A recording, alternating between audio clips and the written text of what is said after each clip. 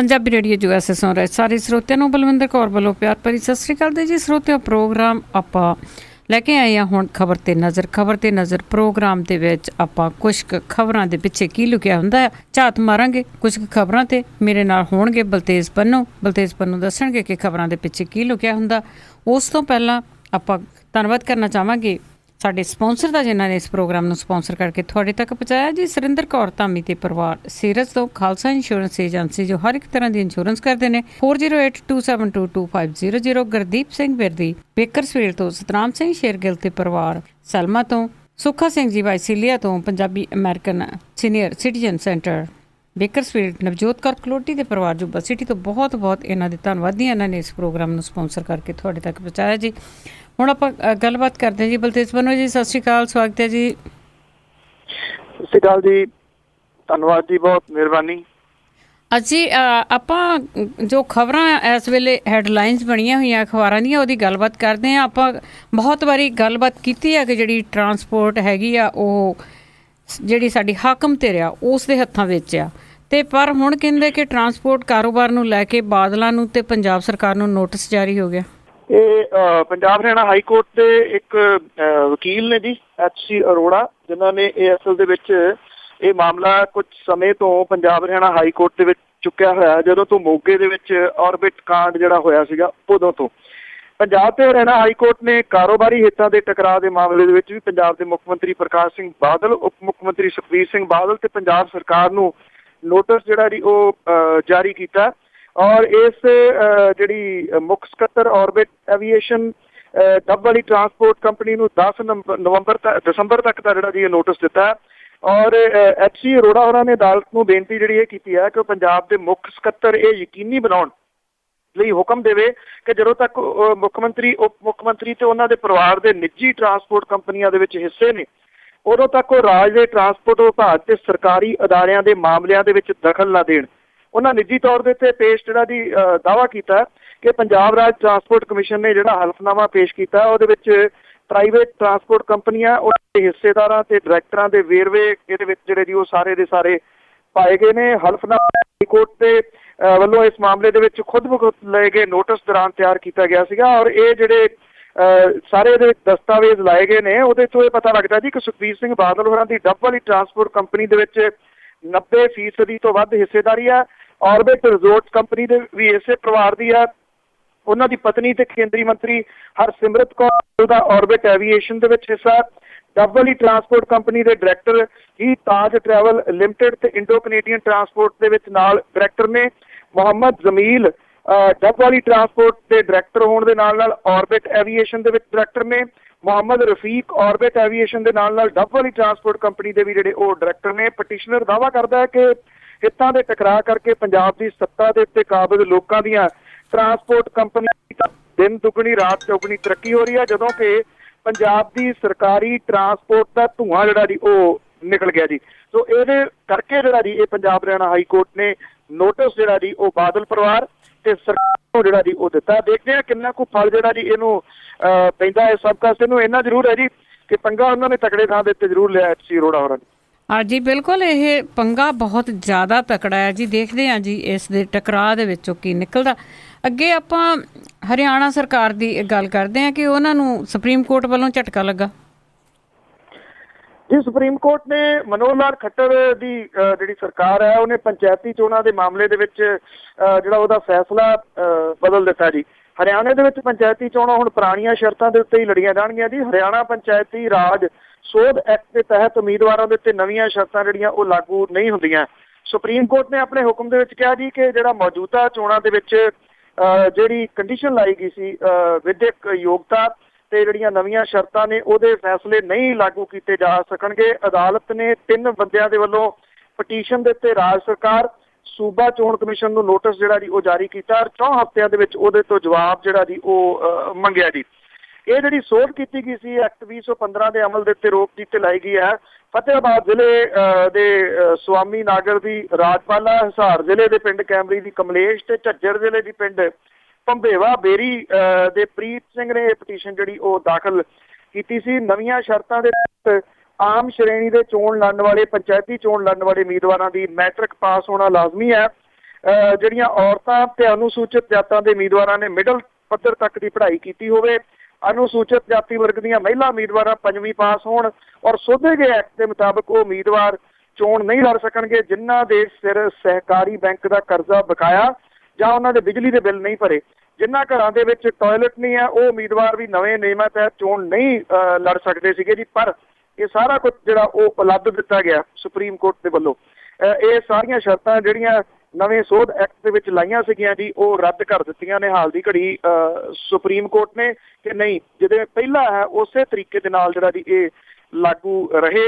ਇਹਦਾ ਰਲਵਾ ਮਿਲਵਾ ਪ੍ਰਤੀਕਰਮ ਹੈ ਜੀ। ਇਹਦੇ ਵਿੱਚ ਇਹ ਜ਼ਰੂਰ ਕਿਹਾ ਜਾ ਰਿਹਾ ਕਿ ਜਿਹੜੀ ਤਾਂ ਐਜੂਕੇਸ਼ਨ ਦੀ ਹੱਦ ਸੀਗੀ ਉਹ ਜ਼ਰੂਰ ਰਹਿਣੀ ਚਾਹੀਦੀ ਹੈ, ਬੇਸ਼ੱਕ ਬਾਕੀ ਜਿਹੜੀਆਂ ਨੇ ਉਹ ਚੁੱਕ ਵੀ ਲਈਆਂ ਜਾਣ।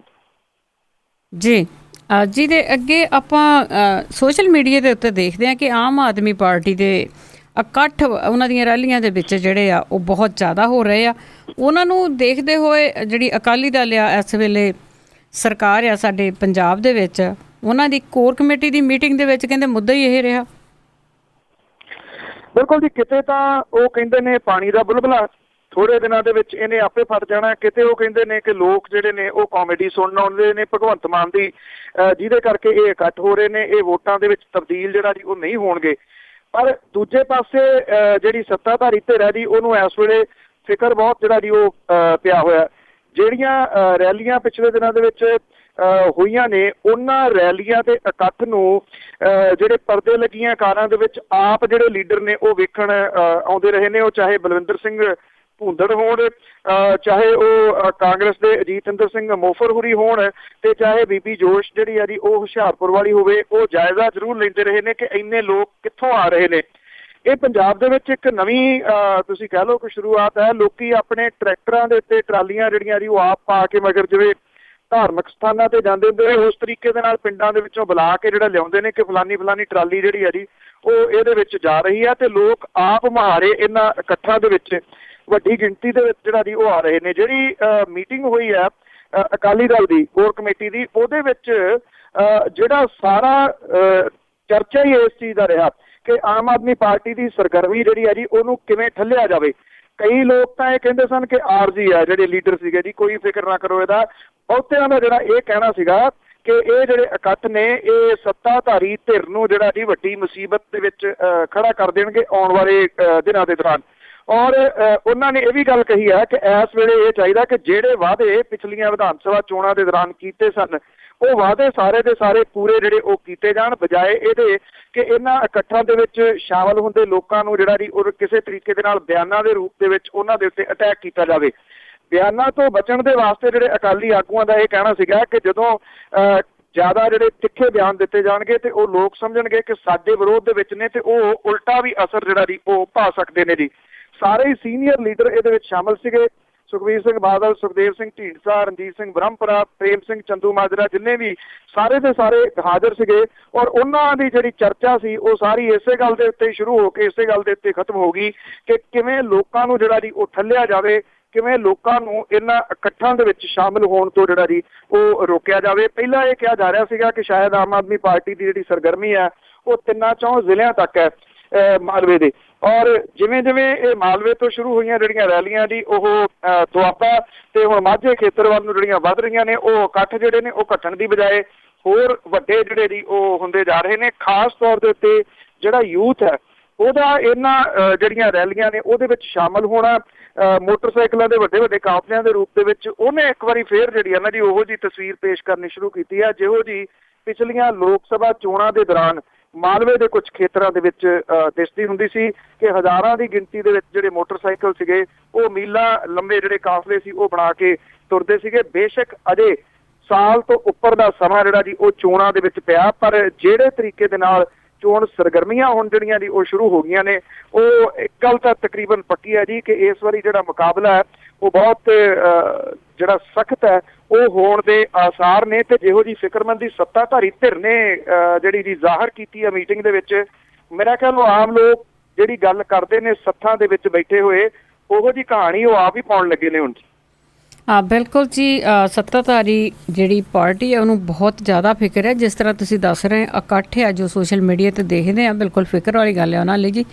ਅੱਗੇ ਆਪਾਂ ਮੀਟ ਦੀ ਪਾਬੰਦੀ ਨੂੰ ਲੈ ਕੇ ਗੱਲ ਕਰੀਏ ਕਿ ਸੁਪਰੀਮ ਕੋਰਟ ਵੱਲੋਂ ਸੁਣਵਾਈ ਤੋਂ ਨਾ ਕਰ ਦਿੱਤੀ ਗਈ ਹੈ।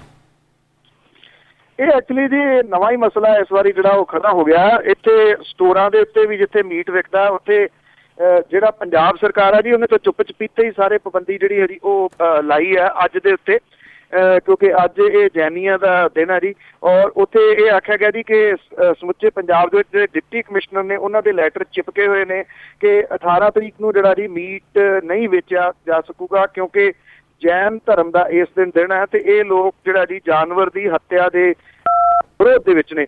ਅਦਾਲਤ ਨੇ ਜਿਹੜਾ ਜੀ ਸੁਪਰੀਮ ਕੋਰਟ ਜਿਹੜੀ ਹੈ ਜੀ ਉਹਨੇ ਜਿਹੜਾ ਜੈਨ ਧਰਮ ਦਾ ਪਰਿਯੂਸ਼ਨ ਤਿਉਹਾਰ ਹੈ, ਇਹ ਵੈਸੇ ਬਹੁਤੇ ਲੋਕਾਂ ਨੇ ਹੋ ਸਕਦਾ ਜੀ ਪਹਿਲੀ ਵਾਰੀ ਸੁਣਿਆ ਹੋਵੇ, ਪਹਿਲਾਂ ਇਹਦਾ ਕਦੀ ਜ਼ਿਕਰ ਨਹੀਂ ਹੁੰਦਾ ਸੀਗਾ। ਤੋ ਉਹਨਾਂ ਨੇ ਇਹ ਗੱਲ ਕਹੀ ਹੈ ਅਦਾਲਤ ਨੇ ਕਿ ਇਹਦੇ ਉੱਤੇ ਅਸੀਂ ਜਿਹੜਾ ਜੀ ਕੋਈ ਵਿਚਾਰ ਨਹੀਂ ਕਰਨਾ। ਅਦਾਲਤ ਨੇ ਕਿਹਾ ਕਿ ਕਿਸੇ ਵੀ ਵਰਗ ਦੇ ਉੱਤੇ ਕੁਝ ਵੀ ਥੋਪਿਆ ਨਹੀਂ ਜਾਣਾ ਚਾਹੀਦਾ। ਉਹਨਾਂ ਨੇ ਜਿਹੜਾ ਇਹਦਾ ਬੈਚ ਆ ਜੀ ਉਹਨੇ ਇਹ ਗੱਲ ਕਹੀ ਆ ਕਿ ਸਹਿਣ ਸ਼ਕਤੀ ਹੋਣੀ ਚਾਹੀਦੀ ਆ, ਕੁਝ ਵੀ ਕਿਸੇ ਵੀ ਵਰਗ ਦੇ ਉੱਤੇ ਥੋਪਿਆ ਨਹੀਂ ਜਾ ਸਕਦਾ। ਸਿਰਫ ਤਿਉਹਾਰਾਂ ਦੇ ਮੌਕੇ ਦੇ ਉੱਤੇ ਹੀ ਪਸ਼ੂਆਂ ਪ੍ਰਤੀ ਦਇਆ ਵਿਖਾਉਣ ਦੀ ਜਿਹੜੀ ਹੈ ਜੀ ਉਹ ਜ਼ਰੂਰਤ ਨਹੀਂ ਹੈ। ਇਹ ਟਿੱਪਣੀ ਸੁਪਰੀਮ ਕੋਰਟ ਨੇ ਜਿਹੜੀ ਹੈ ਜੀ ਉਹ ਕੀਤੀ ਹੈ ਆਪਣੇ ਜਿਹੜੇ ਫੈਸਲੇ ਦੇ ਵਿੱਚ। ਔਰ ਉਹਨੇ ਇਹ ਕਹਿ ਕੇ ਜਿਹੜਾ ਜੀ ਪਿੱਛੇ ਹਟ ਗਏ ਕਿ ਅਸੀਂ ਸਪਸ਼ਟ ਇਹ ਕਰਦੇ ਹਾਂ ਕਿ ਇਸ ਮਾਮਲੇ ਦੇ ਵਿੱਚ ਮੈਰਿਟ ਤੇ ਕੋਈ ਟਿੱਪਣੀ ਨਹੀਂ ਕੀਤੀ, ਔਰ ਪਟੀਸ਼ਨਰ ਚਾਹੇ ਤਾਂ ਹਾਈ ਕੋਰਟ ਦੇ ਵਿੱਚ ਜਾ ਸਕਦਾ ਹੈ ਤੇ 6 ਮਹੀਨਿਆਂ ਦੇ ਅੰਦਰ ਉਹਨਾਂ ਦੀ ਪਟੀਸ਼ਨ ਦੇ ਉੱਤੇ ਜਿਹੜਾ ਜੀ ਉਹ ਫੈਸਲਾ ਜਿਹੜਾ ਜੀ ਉਹ ਕੀਤਾ ਜਾਊਗਾ। ਸੋ ਜਿਹੜੀ ਇਹ ਦੇਖਿਆ ਜਾਵੇ, ਜਿਵੇਂ ਮੈਂ ਇਹ ਕਿਹਾ ਜੀ ਕਿ ਪਹਿਲੀ ਵਾਰੀ ਇਹੋ ਲੱਗਦਾ ਹੈ ਕਿ ਇਹ ਹੋਇਆ ਪੂਰੇ ਮੁਲਕ ਭਰ ਦੇ ਵਿੱਚ। ਕੁਝ ਸੂਬਿਆਂ ਦੇ ਵਿੱਚ ਹੋ ਸਕਦਾ ਜੀ ਕਿ ਪਹਿਲਾਂ ਵੀ ਹੁੰਦਾ ਹੋਵੇ, ਪੰਜਾਬ ਵਰਗੇ ਸੂਬੇ ਦੇ ਵਿੱਚ ਜਿਹੜਾ ਜੀ ਇਹ ਪਹਿਲੀ ਵਾਰੀ ਹੋਇਆ। ਔਰ ਇੱਥੇ ਜਿਹੜਾ ਜੀ ਕਦੀ ਜਿਹੜੇ ਧਾਰਮਿਕ ਦਿਨ ਨੇ ਜੀ ਉਹ ਚਾਹੇ ਸ਼ਹੀਦੀ ਦਿਵਸ ਹੋਵੇ ਚਾਹੇ ਉਹ ਗੁਰਪੁਰਬ ਹੋਣ ਜੀ, ਉਹਨਾਂ ਦੇ ਉੱਤੇ ਤਾਂ ਕਦੀ ਇਸ ਤਰ੍ਹਾਂ ਦੇ ਨੋਟਿਸ ਜਿਹੜੇ ਉਹ ਨਹੀਂ ਜਾਰੀ ਹੋਏ। ਪਰ ਇਹ ਪਹਿਲੀ ਵਾਰੀ ਹੈ ਜੀ ਕਿ ਪੰਜਾਬ ਦੇ ਵਿੱਚ ਵੀ ਦੁਕਾਨਾਂ ਦੇ ਬਾਹਰ ਇਹ ਨੋਟਿਸ ਜਾਰੀ ਹੋਏ ਨੇ ਤੇ ਸਖਤੀ ਦੇ ਨਾਲ ਲਾਗੂ ਕਰਨ ਦੇ ਹੁਕਮ ਜਿਹੜੇ ਉਹ ਦਿੱਤੇ ਗਏ ਨੇ। ਮਸਲਾ ਵੋਟ ਬੈਂਕ ਦਾ ਜੀ। ਬਿਲਕੁਲ ਜੀ, ਵੋਟ ਬੈਂਕ ਲਈ ਕੁਛ ਵੀ ਹੋ ਸਕਦਾ ਹੈ। ਅਤੇ ਅੱਗੇ ਜੀ ਆਪਾਂ ਹਰੇਕ ਆਏ ਦਿਨ ਇਹ ਗੱਲ ਕਰਦੇ ਹਾਂ ਕਿ ਸਿੱਖ ਜਿਹੜੇ ਪੰਜਾਬ ਦੇ ਵਿੱਚ ਕਿਸਾਨ ਆ ਉਹ ਖੁਦਕਸ਼ੀਆਂ ਕਰ ਰਹੇ ਆ। ਉਹ ਕਿਹੜਾ ਦਿਨ ਆ ਕਿ ਜਿੱਦਣ ਇਹ ਖੁਦਕਸ਼ੀਆਂ ਅਖਬਾਰਾਂ ਦੀ ਸੁਰਖੀ ਨਹੀਂ ਬਣਦੀਆਂ। ਹੁਣ ਵੀ ਕਹਿੰਦੇ ਕਿ 3 ਕਿਸਾਨਾਂ ਨੇ ਆਪਣੀ ਜਾਨ ਦਿੱਤੀ ਆ, ਉਹ ਵੀ ਕਰਜ਼ੇ ਦੇ ਖਾਤਰ ਕਿ ਕਰਜ਼ਾ ਬਹੁਤ ਸੀ ਉਹਨਾਂ 'ਤੇ। ਜੀ ਬਿਲਕੁਲ, ਐਕਚੁਅਲੀ ਤੁਹਾਡੀ ਗੱਲ ਠੀਕ ਹੈ ਜੀ। ਇਹ ਰੋਜ਼ ਦਾ ਹੀ ਵਰਤਾਰਾ ਜਿਹੜਾ ਜੀ ਹੋ ਗਿਆ। ਬੜੀਆਂ ਉਦਾਸ ਕਰਨ ਵਾਲੀਆਂ ਇਹ ਖਬਰਾਂ ਨੇ ਕਿ ਰੋਜ਼ ਹੀ ਪੰਜਾਬ ਦੇ ਵਿੱਚ ਮੁਲਕ ਦਾ ਢਿੱਡ ਭਰਨ ਵਾਲਾ ਜਿਹੜਾ ਜੀ ਅੰਨਦਾਤਾ ਹੈ ਉਹ ਖੁਦਕੁਸ਼ੀਆਂ ਕਰ ਰਿਹਾ ਜੀ। ਕੱਲ ਵੀ ਖਬਰ ਸਾਂਝੀ ਕਰ ਰਹੇ ਸੀ ਕਿ ਚਿੱਟੇ ਮੱਛਰ ਦੀ ਵਜ੍ਹਾ ਕਰਕੇ 15 ਖੁਦਕੁਸ਼ੀਆਂ ਜਿਹੜੀਆਂ ਜੀ ਉਹ 15 ਕੁ ਦਿਨਾਂ ਦੇ ਵਿੱਚ ਹੋ ਚੁੱਕੀਆਂ ਨੇ। ਹੁਣ ਜਿਹੜੀਆਂ ਇਹ ਖਬਰਾਂ ਨੇ ਜੀ 24 ਘੰਟਿਆਂ ਦੇ ਵਿੱਚ ਜਿਹੜੀ ਕਰਜ਼ੇ ਤੋਂ ਪਰੇਸ਼ਾਨ ਇੱਕ ਔਰਤ ਤੇ 2 ਕਿਸਾਨਾਂ ਨੇ ਆਪਣੀਆਂ ਜਾਨਾਂ ਜਿਹੜੀਆਂ ਦਿੱਤੀਆਂ ਨੇ।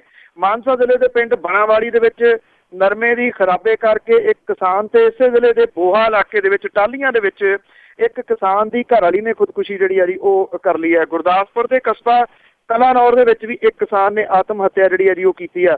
ਪਿੰਡ ਬਣਵਾਲੀ ਦੇ ਕਿਸਾਨ ਨੇ ਕਰਜ਼ੇ ਦੇ ਭਾਰ ਤੇ ਨਰਮੇ ਦੀ ਫਸਲ ਖਰਾਬ ਹੋਣ ਤੋਂ ਪਰੇਸ਼ਾਨ ਹੋ ਕੇ ਪਹਿਲਾਂ ਸਪਰੇਅ ਪੀਤੀ ਤੇ ਫਿਰ ਫਾਹਾ ਲੈ ਕੇ ਖੁਦਕੁਸ਼ੀ ਜਿਹੜੀ ਕਰ ਲਈ। ਉਹਦੇ ਸਿਰ ਦੇ ਉੱਤੇ ਕਰੀਬ 5 ਲੱਖ ਰੁਪਏ ਦਾ ਬੈਂਕ ਦੇ ਆੜ੍ਹਤੀਏ ਦਾ ਕਰਜ਼ਾ ਸੀਗਾ। ਔਰ ਬਣਾਵਾਲੀ ਦੇ ਵਿੱਚ ਉਹਦਾ ਅੰਤਿਮ ਸੰਸਕਾਰ ਜਿਹੜਾ ਜੀ ਉਹ ਕੀਤਾ ਗਿਆ। 2 ਬੱਚਿਆਂ ਦਾ ਉਹ ਪਿਓ ਸੀਗਾ। ਔਰ ਪਿੰਡ ਬਣਾਵਾਲੀ ਦੇ ਕਿਸਾਨ ਚਰਨਜੀਤ ਸਿੰਘ ਜਿਹੜਾ 40 ਸਾਲਾਂ ਦਾ ਸੀਗਾ, ਉਹਦੇ ਸਿਰ ਬੈਂਕ ਦਾ ਕਰੀਬ 3.5 ਲੱਖ ਰੁਪਏ ਦਾ ਜਿਹੜਾ ਜੀ ਤੇ 2 ਲੱਖ ਰੁਪਏ ਦਾ ਆੜ੍ਹਤੀਏ ਦਾ ਜਿਹੜਾ ਉਹ ਕਰਜ਼ਾ ਸੀਗਾ।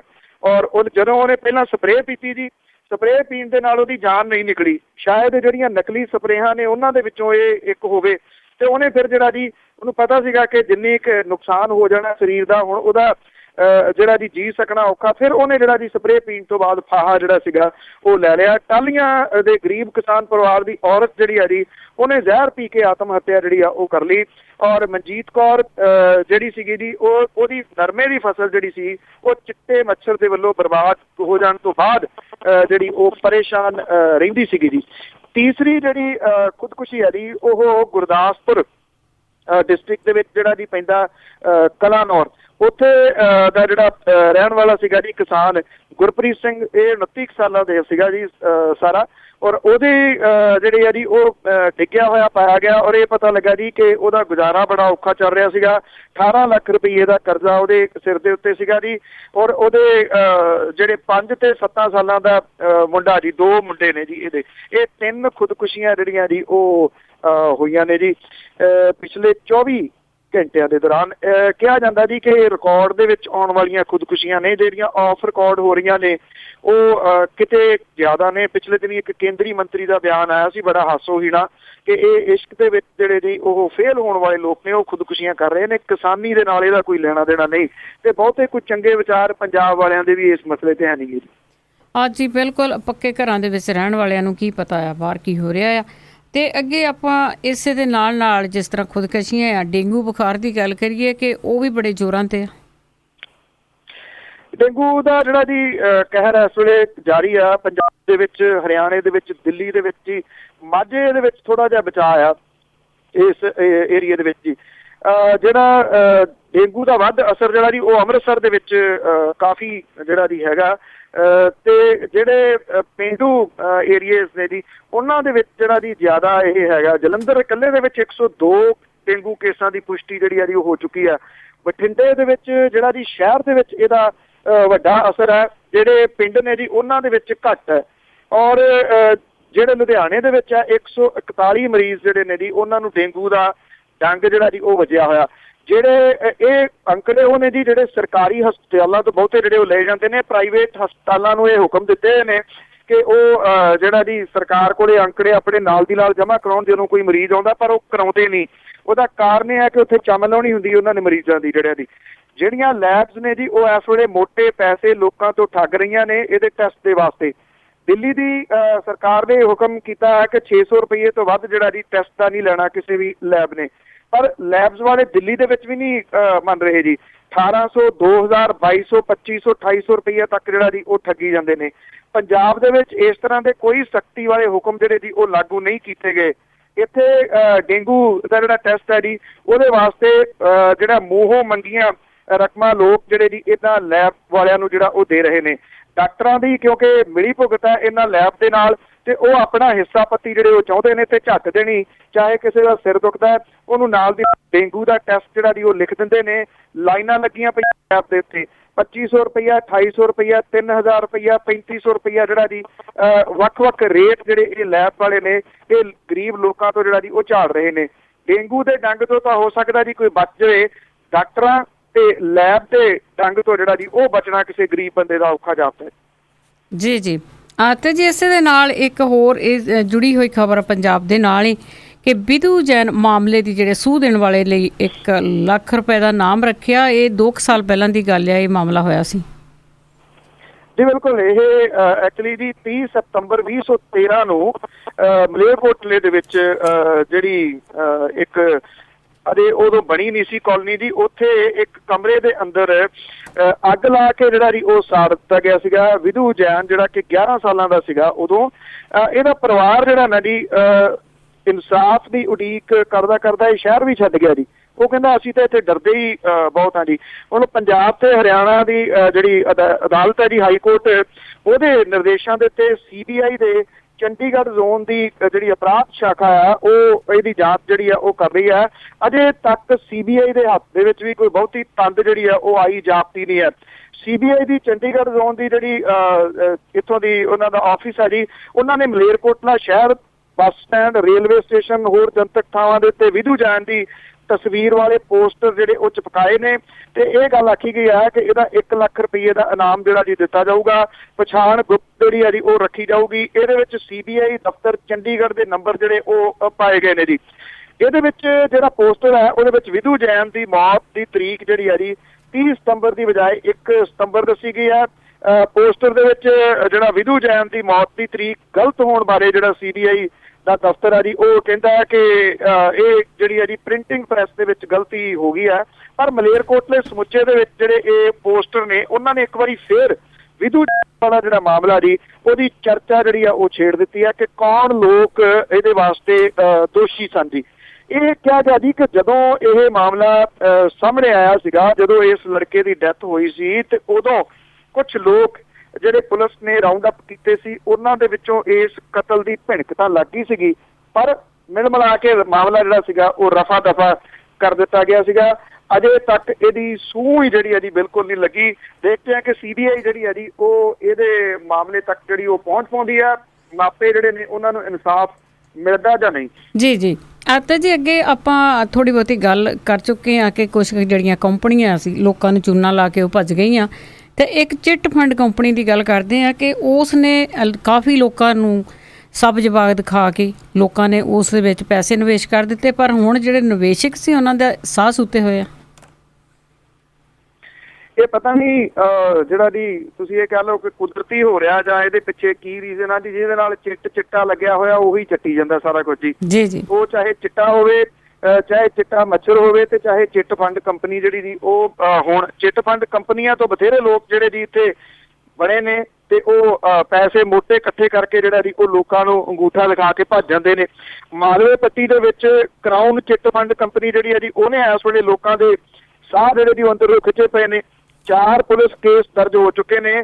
ਕੰਪਨੀ ਦੇ MD ਜਗਜੀਤ ਸਿੰਘ ਸਣੇ ਅੱਧੀ ਦਰਜਨ ਕੰਪਨੀ ਏਜੰਟ ਜਿਹੜੇ ਗ੍ਰਿਫਤਾਰ ਕੀਤੇ ਨੇ। ਅੰਮ੍ਰਿਤਸਰ ਤੋਂ ਮਗਰੋਂ ਬਰਨਾਲਾ ਸੰਗਰੂਰ ਦੇ ਵਿੱਚ ਇਸ ਕੰਪਨੀ ਦੇ ਏਜੰਟਾਂ ਨੇ ਸਭ ਤੋਂ ਵੱਧ ਲੋਕਾਂ ਨੂੰ ਸ਼ਿਕਾਰ ਬਣਾਇਆ।